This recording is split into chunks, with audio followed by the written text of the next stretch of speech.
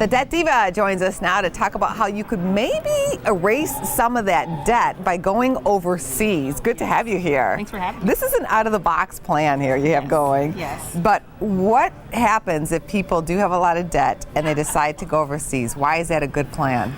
Well, what's happening is we have a trend emerging, especially among young people who are just coming out of college with massive amounts of student loan debt. Right now, the student loan debt average for students coming out is about $30,000. Right. And so what some students are doing is taking advantage of the lower cost of living that is available in some foreign countries, and they are moving overseas temporarily to work overseas and be able to pay off their debt. For instance, one young lady I just spoke with was able to live in South Korea for a year teaching English, and she was able to, because of the lower cost of living and the housing supplement that came along with her job, she was able to pay off a $28,000 student loan bill in 1 year. I mean, a lot of parents are saying, whoa, but this is a great plan. Yes. And there's a tax advantage to this as well, and right? So also, if you are living overseas, if you are an American living overseas for an indefinite period of time, then you can also take advantage of the foreign income exclusion tax, because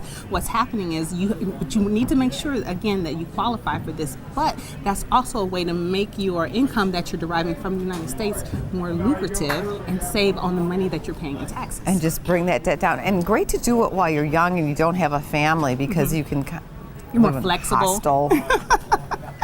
Do things people that, maybe are in their 30s, 40s don't want to do anymore. Right. But even for people that do have families and that are a little bit older, that is still an option for some people. I spoke with an older gentleman who has a child in high school. He was able to pay off $40,000 of credit card debt by moving to Mexico. And he's still close enough to get home and visit friends and family when he wants to. But he's taking advantage of the lower cost of income, generating his income from the United States, and just really enjoying a very comfortable lifestyle just south of the border. I'm sure this plan is just making some of the politicians out there go bonkers. Let's talk about the reasons to watch if you do this. You say you can't outrun your debt, so no running away from debt collectors. No. Bad idea. Very bad idea. The term debt dodgers might kind of pop up in that sense, where people feel like they're so overwhelmed and they just don't feel like they'll make any inroads in paying off their debt, so they just leave. And that's a very bad idea, number one, because the debt does not go away.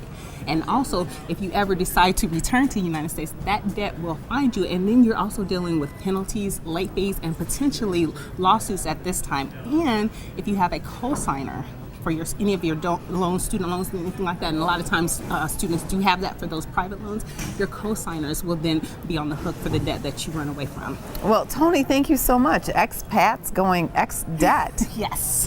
Thank you for coming on the show. Please come back soon. Definitely will. Thank you.